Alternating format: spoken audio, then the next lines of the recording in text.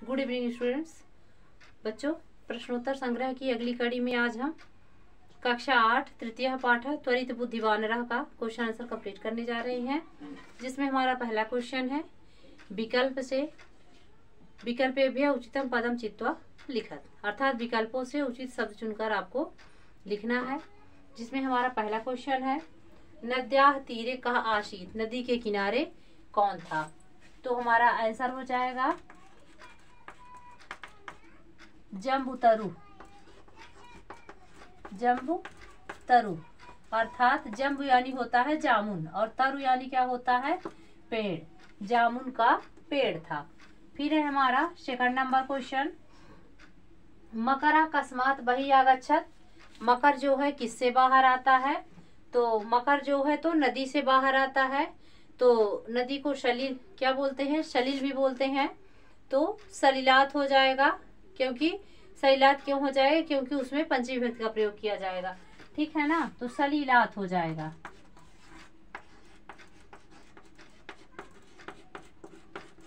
इस तरह से इसमें हम पंचमी विभक्ति का प्रयोग किए हैं।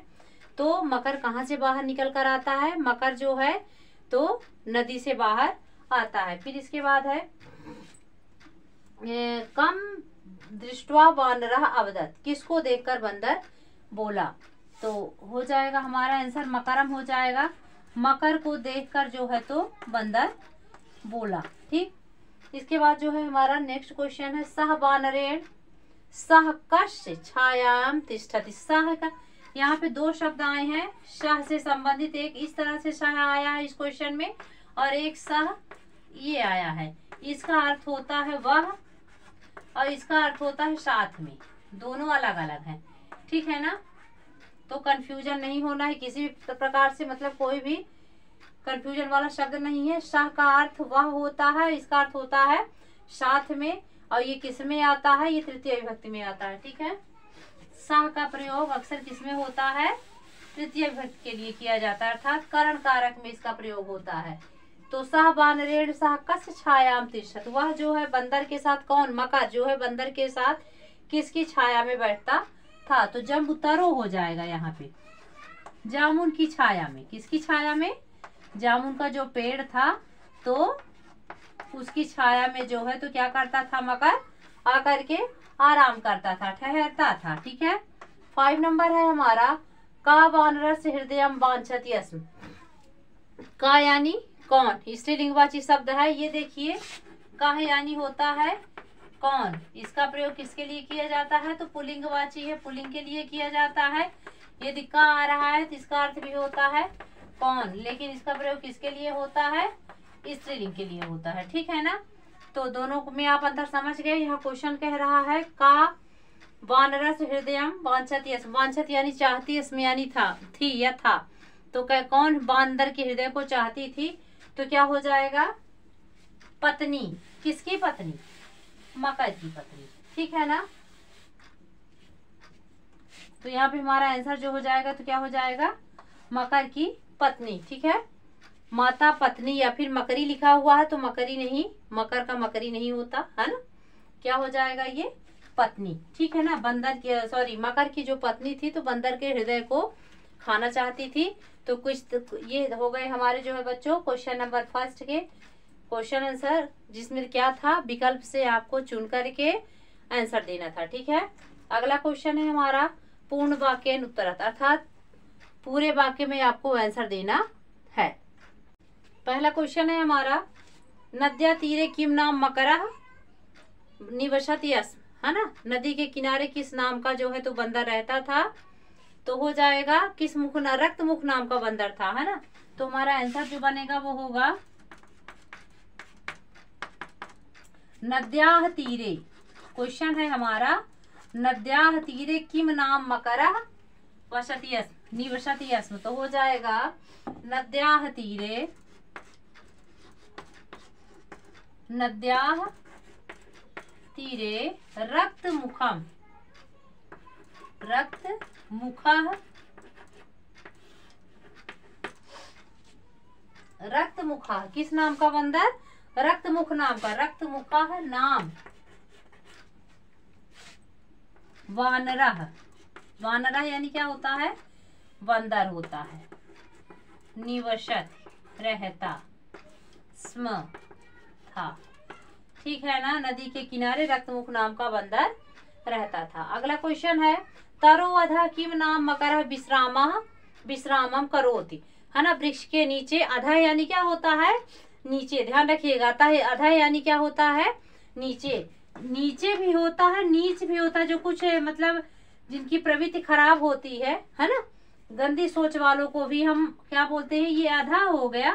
थोड़ा सा अंतर है, अधम, ध्यान रखिएगा। अधम शब्द दे दिया जाता है तो इसका अर्थ होता है नीच, यानी खराब प्रवृत्ति वाले लोग, गंदी सोच वाले लोग। अधः आ गया तो नीचे हो जाएगा, ठीक है ना, ध्यान रखिएगा।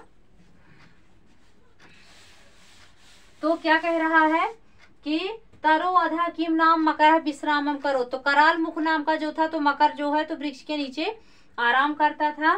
तो ये हमारा उत्तर हो जाएगा सेकंड नंबर। तरो अधः क्या लिखा हुआ है, तरो अधः किम नाम, तो कराल मुखम क्या हो जाएगा, कराल मुखः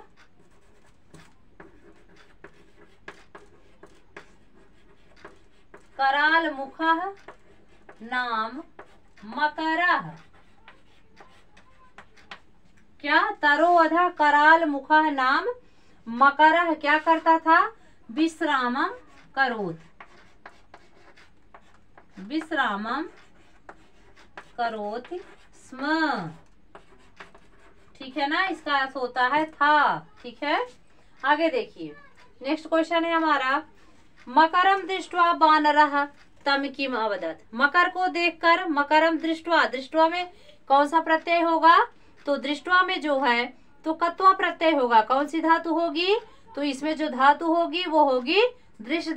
इसमें देखिए जो दृष्टवा शब्द आया है तो कैसे दृश्य, ये देखिए इस तरह से, है ना, दृश्य धन कत्वा, इसका अर्थ हुआ कत्वा यानी कर अथवा करके। इसका अर्थ क्या होता है, कर अथवा करके।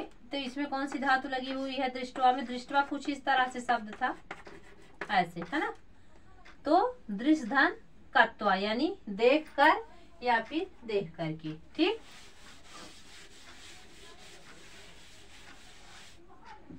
तो क्या हो जाएगा, मकरम दृष्ट्वा, आंसर हमारा जो होगा तो हो जाएगा मकरम दृष्ट्वा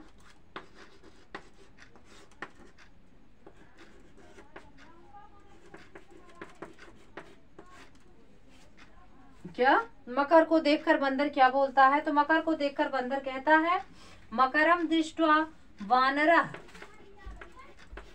तम यानी उसको, अवदत यानी बोला, एतानि अमृत तुल्यानि जम्बू फलानि भक्ष्यत, है ना। क्या कहता है कि आप जो है क्या हो, मेरे अतिथि हो और ये अमृत के तुल्य जामुन के फलों को आप खाओ।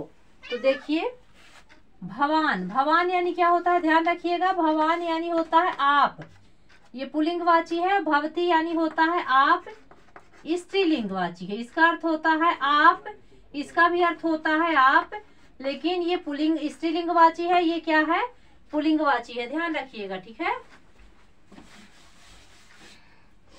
भवान मम अतिथि, भवान यानी आप, मम यानी मेरे, अतिथि यानी अतिथि, गेस्ट, है ना, अतिथि, भवान मम अतिथि। आगे देखिए एतान, क्या, एतान यानी ये सारे, अमृत तुल्यान यानी अमृत के समान, अमृत तुल्यान अमृत के तुल्य, जम्बू फलान यानी जामुन के फलों को, जम्बू फलान जामुन के फलों को, भक्ष्यत यानी खाइए, भक्ष्यत, भक्ष्यत यानी क्या होता है, खाइए। अब देखिए क्या लिखा हुआ है, भक्ष्यत में कौन सी धातु, भक्ष्य यानी होता है खाना, ठीक है ना। तो इसमें कौन सी धातु है, भक्ष्यत में भक्ष्य धातु है, ठीक है ना। खाइए ये किसमें चला गया है, ये जो शब्द है ये किसमें चला गया है, विधिलिंग लकार में, ठीक है ना। किसमें चला गया, किसमें चला गया है, लोट लकार में है, ठीक है ना, विधिलिंग लकार में नहीं है, ये लोट लकार में है। खाओ या खाइए, ठीक। तो भक्ष्यत, भक्ष्यत में कौन सी धातु है? भक्ष धातु है। और ये किस में चला गया है? लोट लकार में चला गया है, जिसका अर्थ होता है खाइए या फिर खाओ। ठीक है ना। आगे देखिए,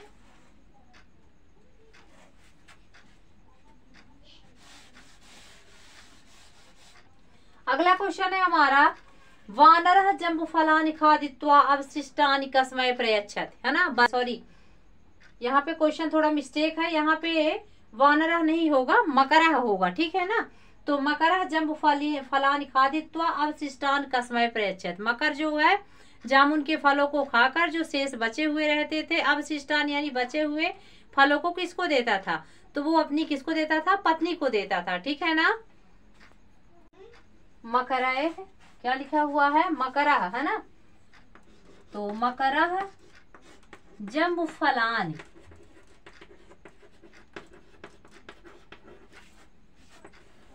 खादित्वा, मकरः जो है तो क्या करता था? जम्बूफलान खादित्वा। यहाँ पे देखिए, खादित्वा में कौन सी धातु होगी बच्चों? खाद धातु होगी। इसमें कौन सी धातु होगी? खाद धातु होगी, जिसका अर्थ होता है खाकर। जिसका अर्थ क्या होता है? खादित्वा का अर्थ क्या होता है? खाकर। इसका अर्थ भी होता है खाना। ठीक है ना, खा लेना। ठीक है। और इसमें जो है तो कत्वा प्रत्यय लगा दिया तो खाकर। अवशिष्टान यानी बचे हुए। प्रयच्छति शब्द जो आपको देखने को मिलेगा, प्रयच्छति, तो ध्यान रखिएगा, इसमें प्र जो है हमारा उपसर्ग हो जाएगा, प्राधन यच्छ हो जाएगा। ठीक है ना। तो यच्छ यानी होता है देना। ठीक है ना। अब प्र क्या है? उपसर्ग है। इसको ध्यान में रखिएगा। तो बंदर क्या करता है, सॉरी मकर क्या करता था? जामुन को खाकर जो बचे हुए फल रहते थे तो किसको देता था? अपनी पत्नी को देता था। तो हो जाएगा खादित्वा अवशिष्टानि। अवशिष्ट, अवशिष्ट यानी आप सभी को जानता है बचे हुआ, बचा हुआ, तो बचे हुए हो जाएगा, बहुवचन है। अवशिष्टानि जम्बूफलानि किसको देता था? स्वपत्नये। स्वपत्नये, स्वपत्नये यानी क्या होता है? अपनी पत्नी को। किसको? अपनी पत्नी को। प्रयच्छति, प्रयच्छति यानी देता, रस्म यानी खा। मकरः जम्बूफलानि खादित्वा अवशिष्टानि स्वपत्नये, क्या करता था? अपनी पत्नी को देता था। बचे हुए जामुन के फलों को किसको देता था?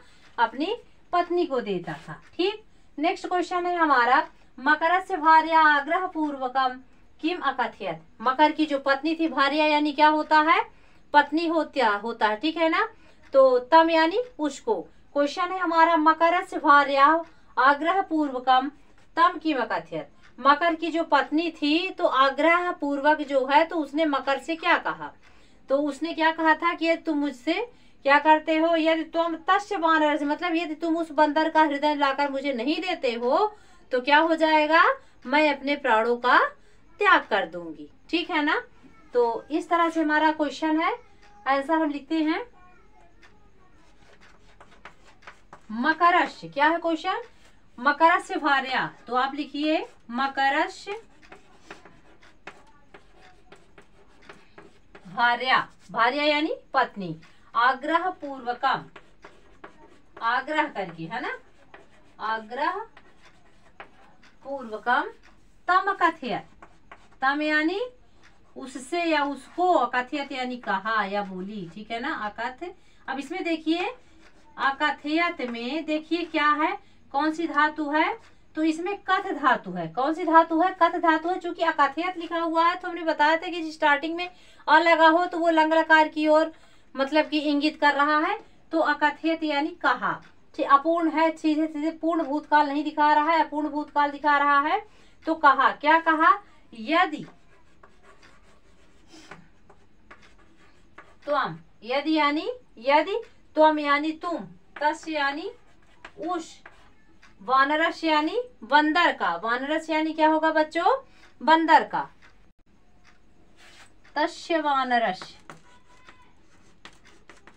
तस्य वानरस हृदयम न दास्यसि, हृदयम न यानी नहीं, दास्यसि, दास्यसी में कौन सी धातु है? द धातु है। और इधर देखिए ये सब किसमें चला गया है? किसमें चला गया है? ये सब चला गया है भविष्य काल की ओर, लिट लकार में है, मध्यम पुरुष है। दास्यसी यानी दोगे, तरह यानी तो, तरह यानी क्या होता है? तो क्या करूंगी मैं? अहम भोजनम त्यागत्वा, यानी मैं भोजनम यानी भोजन को, त्यागत्वा यानी त्यागत्वा में देखिए कौन सी धातु है? त्यक्त्वा में त्यज धातु है, ठीक है ना। त्यक्त्वा क्या कर दूंगी मैं?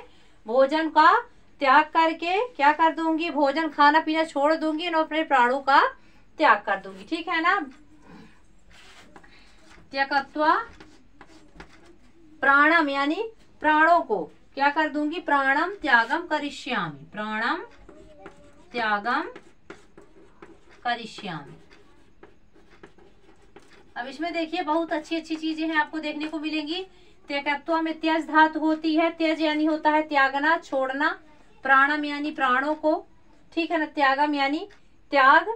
यहाँ पे देखिए दो चीज है, जैसे अहम भोजनम त्याग मतलब मैं खाना पीना टोटल छोड़ दूंगी और अपने प्राणों का त्याग कर दूंगी, साथ में अपना प्राण भी जो है तो त्याग कर दूंगी। तो हो जाएगा वानर मकरस्य भार्या आग्रह पूर्वकम तम कथयत यदि त्वम तस्य वानरस्य हृदयं न दास्यसि तरहि अहम भोजनम त्यक्त्वा प्राणम त्यागम करिष्यामि। करिष्यामि में क्री धातु है, ध्यान रखिएगा। इसमें कौन सी धातु है? क्री धातु है। क्री का अर्थ होता है करना, और इसमें जो है टोटल ये जो है किसमें चला गया? लिट लकार में करूंगी। और इसमें पुरुष कौन सा है? उत्तम पुरुष है, इसीलिए सब क्या हो गया? इसका अर्थ टोटल क्या बन गया? क्री धातु, उत्तम पुरुष और लिट लकार से मिलकर के जो है ये क्या बन गया? करूंगी। ठीक, ये हो गया हमारा क्वेश्चन नंबर 5। अगला है क्वेश्चन घटना क्रमानुसारम पुनः लिखत। तो आप सभी बच्चे जो है तो उसको क्या करिएगा? अच्छे से लेसन को पढ़ लीजिएगा, चैप्टर को पढ़ लीजिएगा। और लेसन पढ़ने के बाद कहानी में मतलब चैप्टर में जो है कौन सी घटना कब घटी है या कौन सा वाक्य कब पहले आया है, कौन सा उसके बाद, तो आप उसको क्रम के अनुसार सेट कर लीजिएगा। यदि आपसे नहीं बनता है तो हमारे वीडियोज को देख लीजिएगा। कुछ इससे पहले भी हमने एक वीडियो बनाया है जिसमें हमने इसको अच्छे से एक्सप्लेन किया हुआ है। ओके, अगला देखते हैं स्थूल पदानि आदित प्रश्न निर्माणम कुरु। मोटे मोटे जो अक्षर दिए हुए हैं जैसे जम्बुतरु हो गया, बानरस्य हो गया, बानरह हो गया, वृक्षम हो गया और सलीलात हो गया। तो ये जो है तो क्रम बाई क्रम वाक्य में आए हुए शब्द हैं। इनके आधार पर आपको क्या करना है? क्वेश्चन निर्माण करना है, मतलब प्रश्नवाचक वाक्यों का निर्माण करना है। ठीक है, तो देखते हैं हम अगला। देखिए यहाँ पे अगला हमारा जो वाक्य है इस क्वेश्चन का पहला वाक्य है नद्याः तीरे एकः जम्बुतरु आसीत्। नदी के किनारे जो है तो एक जामुन का क्या था? पेड़ था। तो जम्बुतरु के स्थान पर क्या हो जाएगा? यहाँ पे देखिए लिखा हुआ है आपके वाक्य में पहले से बना है, तो इसको ज्यादा जरूरत नहीं है बनाने की। यहाँ पे का हो जाएगा, तो कुछ इस टाइप से आप क्वेश्चन का निर्माण करना। नद्याः तीरे क्या लिखेंगे आप लोग? नद्याः तीरे। चूंकि क्या लिखा हुआ है? जम्बुतरु है, इसी से आपको वाक्य बनाने हैं प्रश्नवाचक। तो क्या हो जाएगा? जम्बुतरु हटेगा तो उसके स्थान पर क्या आ जाएगा? कहा आ जाएगा, बाकी कोई परिवर्तन नहीं करना है। ठीक है ना। तो नद्याः तीरे एकः यानी एक, जम्बुतरु है ना, तो जम्बुतरु हटेगा तो यहाँ पे हो जाएगा का, फिर आ जाएगा आशीत। आशीत यानी क्या होता है? था, थी या थे। अगला देखते हैं मकरः वानरस्य समीपम अगच्छत्। तो वानरस्य से ही आपको क्या करना है? प्रश्नवाचक वाक्य बनाना है। सेकंड नंबर आप लोग लिखिए मकरः, वानरस्य है तो हो जाएगा कस्य। ध्यान रखिएगा ये सारे शब्द परिवर्तित होते हैं, ठीक है ना।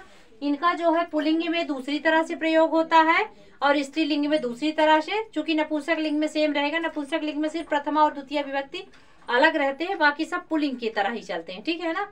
तो आपको क्या ध्यान रखना है? स्त्रीलिंग और पुल्लिंग में डिफरेंस क्या है। ठीक, तो मकरः चूंकि यहाँ पे वानरः था तो वानरः शब्द क्या है? पुल्लिंगवाची, चूंकि बंदर पुल्लिंग है ही, है ना। तो हो जाएगा कस्य समीपम